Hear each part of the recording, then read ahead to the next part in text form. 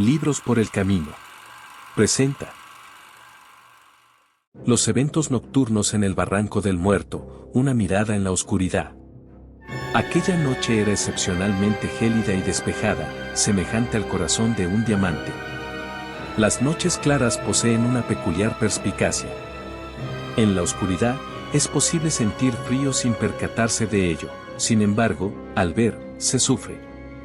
Aquella noche resultaba astuta, capaz de morder como una serpiente. La luna se movía misteriosamente detrás de los imponentes pinos que coronaban la montaña del sur, haciendo que la áspera capa de nieve reluciera y resaltara los contornos fantasmales de la cordillera de la costa, contra el oscuro horizonte del oeste, más allá de la cual se extendía el invisible Pacífico. La nieve se amontonaba en los claros del fondo del barranco, en las extensas colinas ondulantes y en las sierras, donde parecía fluir y desbordarse como rocío. Ese rocío en realidad era la luz del sol reflejada dos veces, una por la luna y otra por la nieve. Muchas de las barracas del antiguo campamento minero aparecían destruidas intermitentemente por la nieve, se podría decir que habían naufragado, como diría un marinero. La nieve cubría irregularmente las altas estructuras que alguna vez habían soportado el peso de un canal al que llamaban flum, ya que flum viene del latín flumen. El privilegio de conocer el latín se consideraba una ventaja que las montañas no podían arrebatar al buscador de oro. Este último, al referirse a un compañero fallecido, decía que había partido flum arriba, una forma hermosa de expresar que su vida había regresado a la fuente de la vida. Mientras se equipaba contra los embates del viento, la nieve no había descuidado ninguna posición estratégica. Cuando es perseguida por el viento, la nieve se asemeja a un ejército en retirada. En campo abierto se agrupa en grados y batallones. Si puede tomar una posición, se defiende, donde puede resguardarse, lo hace. Detrás de los restos de un muro derruido se pueden observar grupos enteros de nieve encogidos de miedo. La antigua y sinuosa carretera, excavada en la ladera de la montaña, estaba repleta de ellos. Escuadrón tras escuadrón habían intentado escapar por ese flanco, pero el acoso había cesado de repente. Es imposible imaginar un lugar más desolado y aterrador que el Barranco del Muerto en una noche de invierno. A pesar de ello, el único habitante, el señor Harold Beeson, había elegido vivir allí. En la pendiente de la montaña del norte, en lo alto, se encontraba su pequeña cabaña construida con troncos de pino. Desde el único cristal de la ventana, se proyectaba un delgado rayo de luz y daba la impresión de ser un escarabajo negro aferrado a la ladera con un alfiler brillante y luminoso. En el interior, el señor Beeson se sentaba frente a un fuego ardiente, con la mirada fija en el resplandor incandescente, como si nunca hubiera visto algo similar en toda su vida. No era un hombre atractivo. Tenía el cabello canoso y su vestimenta estaba desgastada y sucia. Su rostro lucía pálido y ojeroso, mientras sus ojos brillaban con intensidad excesiva. En cuanto a su edad, si alguien hubiera intentado adivinarla, primero habría dicho alrededor de los 47, para luego corregirse y mencionar 74. En realidad, tenía 28 años. Estaba demacrado, quizás tanto como se podía permitir, ya que en Bandless Flat había una funeraria que necesitaba clientes y en Sonora había un forense muy activo. La pobreza y el celo son como las piedras superior e inferior de un molino. Agregar una tercera es peligroso en ese tipo de combinación. Mientras el señor Beeson permanecía allí sentado, con sus codos gastados apoyados en rodillas aún más desgastadas y sus manos esqueléticas hundidas entre ellas, sin aparente intención de irse a la cama, parecía que el menor movimiento podría hacerlo añicos. Sin embargo, en la última hora había pestañeado al menos 3 veces. Entonces, se escucharon golpes secos en la puerta. A esa hora de la noche y con ese clima, podría haber sorprendido a cualquier persona común que hubiera vivido 2 años en el barranco sin ver a otra alma, y que por lo tanto sabía que la zona era inaccesible. Sin embargo, el señor Beeson ni siquiera apartó la mirada del fuego. Incluso cuando la puerta se abrió, simplemente se encogió un poco más, como alguien que espera algo que preferiría no presenciar. Se puede observar ese gesto en las mujeres en una capilla mortuoria cuando colocan el ataúd en el pasillo junto a ellas. Pero cuando un anciano alto envuelto en un abrigo, con la cabeza envuelta en un pañuelo y la cara prácticamente oculta por una bufanda, con anteojos verdes y una piel notablemente blanca donde se podía apreciar, entró sigilosamente en la habitación y colocó una mano rígida y enguantada en el hombro del señor Vicen, este olvidó sus buenos modales al punto de levantar la vista y mostrar una expresión de considerable asombro. Quienquiera que fuera esa persona a la que estaba esperando, evidentemente no esperaba encontrarse con alguien así. A pesar de ello, la visión de ese invitado inesperado provocó en el señor Vicen una secuencia de emociones, primero una sensación de asombro, después un sentimiento de gratificación y, por último, una impresión de profunda buena voluntad. Levantándose del asiento, retiró aquella mano nudosa de su hombro y la estrechó con un fervor inexplicable, pues el aspecto del anciano no tenía nada de atractivo y sí mucho de repulsivo. Sin embargo, la atracción es una característica demasiado general para que no sea compartida por la repulsión.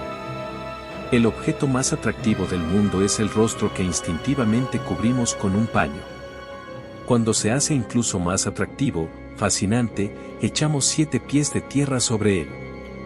Amigo, dijo M.R. Vicen soltando la mano del anciano, que al desplomarse contra su muslo produjo un golpe seco, hace una noche muy desagradable. Por favor, tome asiento, me alegro mucho de verle. M.R. Vicen habló con un tono bastante educado, un tono que uno nunca habría esperado teniendo en cuenta la situación. Realmente, el contraste entre su aspecto y sus modales fue suficientemente sorprendente para ser uno de los fenómenos sociales más comunes en las minas. El anciano dio un paso adelante, hacia el fuego, que se reflejaba sobre los anteojos verdes como en una caverna. M.R. Vicen añadió: ya lo creo que me alegro. La elegancia de M.R. Vicen no era muy refinada, había hecho razonables concesiones al gusto local. Hizo una pausa y recorrió con la vista desde la embosada cabeza de su invitado, pasando por la hilera de enmohecidos botones que cerraban su capote, hasta sus verdosas botas de cuero manchadas de nieve, que había empezado a fundirse y escurría por el suelo formando pequeños regueros. Hizo un inventario de aquel personaje y quedó satisfecho. ¿Y quién no habría quedado? Entonces prosiguió: la comida que puedo ofrecerle está, por desgracia, en relación con mis posibilidades, pero me sentiría tremendamente agraciado si se dignara a aceptarla en vez de buscar algo mejor en Bentley's Flat. Con un especial refinamiento de humildad hospitalaria, M.R. Vicen hablaba como si la estancia en su cálida cabaña una noche como aquella, comparada con una caminata de 14 millas con la nieve hasta el cuello y un mendrugo en el bolsillo, fuera una desgracia insoportable. En respuesta, el invitado se desabrochó el capote. El anfitrión echó leña seca al fuego, después barrió el hogar con una cola de lobo y añadió: aunque creo que sería mejor que se largara. El anciano tomó asiento junto al fuego y, sin quitarse el sombrero, acercó las grandes suelas de sus botas a las llamas. En las minas solo se quita uno el sombrero si también se quita las botas. Sin más comentarios, M.R. Vicen se sentó en una silla que había sido anteriormente un tonel y que, por su carácter original, parecía haber sido diseñada para recoger sus cenizas cuando quisiera desmenuzarse.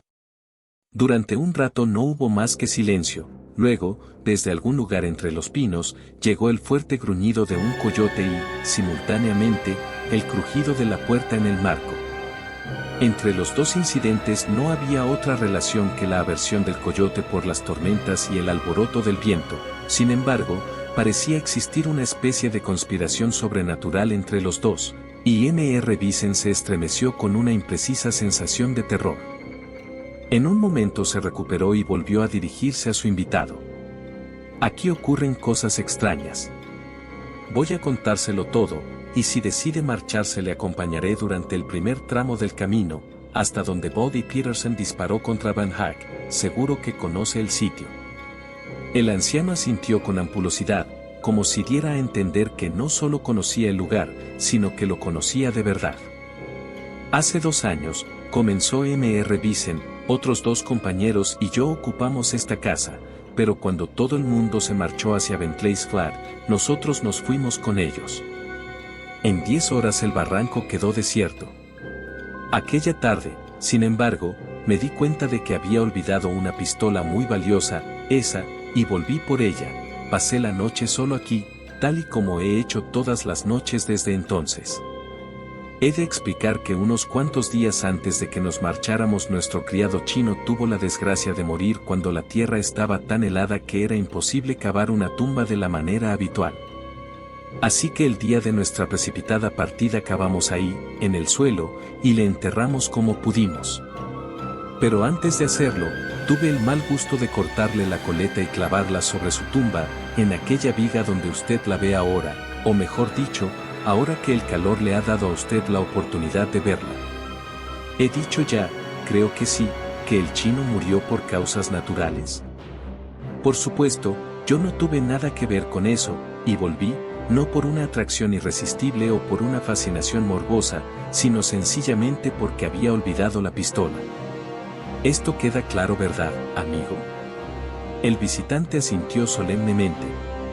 Parecía ser hombre de pocas palabras, casi de ninguna. M.R. Bison continuó.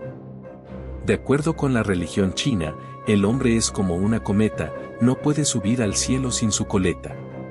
Bien, para abreviar esta tediosa historia, que, a pesar de todo, creo mi obligación relatar, aquella noche, mientras me encontraba aquí solo, pensando en cualquier cosa menos en él, el chino volvió por la coleta. Pero no se la llevó. En este punto M.R. Bison cayó en un silencio incomprensible. Quizás estaba fatigado por el insólito ejercicio de hablar, o quizás había evocado un recuerdo que exigía su total atención. El viento soplaba ahora cerca de la casa y los pinos de la ladera susurraban con singular claridad. El narrador prosiguió. Usted dice que no ve nada especial en ello, y debo confesar que yo tampoco. Pero la cuestión es que sigue viniendo. Se produjo otra larga pausa, durante la cual se dedicaron a mirar fijamente al fuego, sin mover un miembro. Entonces, clavando los ojos sobre lo que podía ver de la cara impasible de quien le escuchaba, M.R. Bison estalló, casi con fiereza. ¿Dársela? Mire, no tengo ninguna intención de molestar a nadie pidiéndole consejos sobre este asunto. Usted me perdonará, estoy seguro, aquí se mostró especialmente persuasivo, pero me he arriesgado a sujetar con clavos esa coleta y he asumido, en cierto modo, la onerosa obligación de conservarla. Por tanto, me es imposible llevar a cabo su considerada sugerencia. ¿Es que me toma usted por un pelele? Nada podría superar la repentina ferocidad con que hundió este reproche indignado en el oído de su invitado.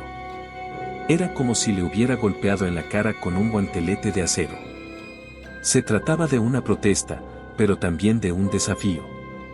Ser confundido con un cobarde, ser tomado por un pelele, estas dos expresiones son la misma.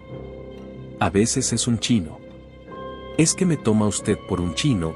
Es una pregunta que se hace con frecuencia a los que mueren bruscamente. La bofetada de M.R. Bison no tuvo ningún efecto, y tras una pausa durante la cual el viento estuvo resonando en la chimenea como si echaran terrones de tierra sobre un ataúd, prosiguió. Aunque, como usted dice, está acabando conmigo. Siento que mi vida durante los 2 últimos años ha sido un completo error, un error que se corrige a sí mismo, ya ve cómo. La tumba. No, no hay quien la cabe. El terreno también está helado. Pero sea usted bienvenido. Aunque no es importante, puede usted decirlo en Bentley's. Sí, fue difícil cortarla, suelen colocar seda trenzada dentro de sus coletas. ¡Guau! M.R. Bison hablaba con los ojos cerrados mientras paseaba de un lado a otro. Su última palabra fue un ronquido.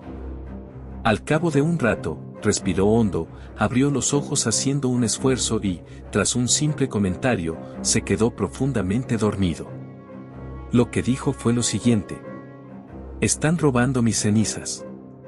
Entonces el extraño anciano, que no había dicho una palabra desde su llegada, se levantó del asiento y, pausadamente, se quitó la ropa de abrigo, dejando ver una figura en ropa interior de lana tan delgada como la de la difunta Signorina Festorazzi, una mujer irlandesa de 6 pies de altura y 56 libras de peso, que solía exhibirse en camisola ante la gente de San Francisco. Luego, después de haber situado un revólver a mano según la costumbre de la región, se metió en uno de los camastros. Lo había cogido de una repisa, y era el revólver que M.R. Bison había mencionado y por el que había vuelto al barranco 2 años antes. Después de un rato, el señor Bison se despertó y vio que su invitado se había ido, así que decidió levantarse también. Antes de hacerlo, se acercó al largo mechón de cabello pagano trenzado y le dio un fuerte tirón para asegurarse de que estaba bien sujeto. Las 2 camas, simples tablas cubiertas con mantas no muy limpias, estaban ubicadas frente a frente en los extremos opuestos de la habitación, con la pequeña trampilla cuadrada que conducía a la tumba del chino entre ellas. Por cierto, la trampilla estaba reforzada con una doble fila de clavos. En su resistencia a lo sobrenatural, el señor Bison no había olvidado tomar precauciones materiales. El fuego se había debilitado y sus llamas azuladas y débiles parpadeaban ocasionalmente, proyectando sombras espectrales en las paredes que se movían misteriosamente, separándose y uniéndose. Sin embargo, la sombra del mechón de cabello, suspendida en el extremo más alejado de la habitación, permanecía melancólica y distante, como si fuera un objeto de admiración. El susurro de los pinos afuera había aumentado hasta convertirse en un himno triunfal. En los momentos de silencio, el silencio era aterrador. Fue precisamente en uno de esos momentos de silencio cuando la trampilla en el suelo comenzó a levantarse lentamente, pero sin pausa, al igual que la cabeza cubierta del anciano se elevaba desde la cama para ver lo que sucedía. Luego, con un golpe que sacudió la casa hasta los cimientos, la trampilla fue lanzada hacia atrás por completo, dejando expuestas las puntas de los clavos de manera horrible y amenazante. El señor Bison se despertó y, sin levantarse, se tapó los ojos con los dedos. Temblaba y le rechinaban los dientes. Mientras tanto, su invitado descansaba sobre un codo, observando los acontecimientos con sus anteojos que brillaban como lámparas. De repente, un rugido de ráfaga de viento irrumpió por la chimenea, esparciendo cenizas y humo en todas direcciones y dejando la habitación a oscuras por un momento. Cuando el fuego de la chimenea volvió a iluminar la habitación, se pudo ver a un hombre pequeño, de tez morena, aspecto agradable y bien vestido, sentado en silencio en el borde de un taburete junto al fuego, asintiendo hacia el anciano con una sonrisa amigable y simpática. Claramente era de San Francisco, pensó el señor Bison, quien se había recuperado del susto y trataba de encontrar una solución a los eventos nocturnos. Pero en ese momento apareció otro actor en escena. Desde el negro agujero cuadrado que había en medio del suelo surgió la cabeza del difunto chino que, con ojos vidriosos y concentrado en la coleta que pendía sobre él, dirigió desde sus pronunciadas hendiduras la mirada hacia arriba con un gesto de ansiedad indescriptible. M.R. Bison emitió un gemido y volvió a cubrirse la cara con las manos. Un suave olor a opio inundaba la habitación. El fantasma, vestido solo con una corta túnica azul de seda acolchada, cubierta del moho de la sepultura, se incorporó lentamente, como impulsado por un débil resorte. Tenía las rodillas a nivel del suelo cuando, tras dar un rápido salto hacia arriba semejante al de una llama que arde de repente, estiró el cuerpo, agarró la coleta con las 2 manos y mordió la punta con sus horribles dientes amarillos. Así quedó colgado, con aparente frenesí y sin emitir sonido alguno, gesticulaba de un modo espantoso, saltando y hundiéndose una y otra vez en sus esfuerzos por desenganchar su propiedad de la viga. Era como un cadáver convulsionado artificialmente por medio de una batería eléctrica. El contraste entre su actividad sobrehumana y su silencio resultaba horroroso.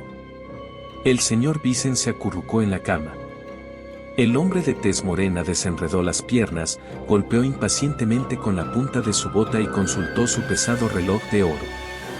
El anciano se levantó y agarró sigilosamente su revólver. ¡Bang!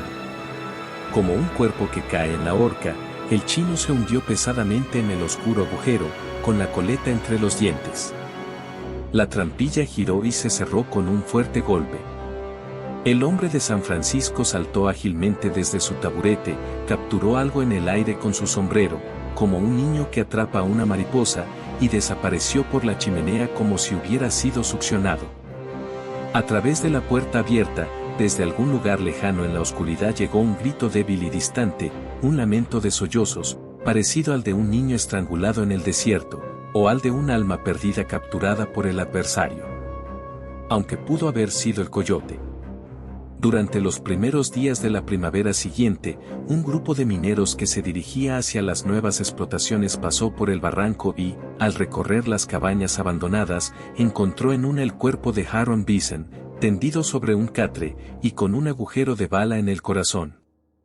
La bala había sido disparada, evidentemente, desde el otro extremo de la habitación, pues en una de las vigas superiores de roble había una pequeña abolladura de color azul. La bala había dado en un nudo de la madera y se había desviado posteriormente hacia abajo hasta alcanzar el pecho de la víctima.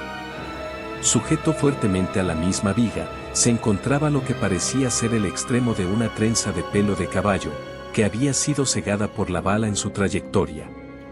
No se descubrió nada más de interés, salvo unas ropas mohosas y estrafalarias, de las que varias prendas fueron después identificadas por testigos respetables como las que llevaban ciertos ciudadanos del Barranco del Muerto cuando fueron enterrados años antes.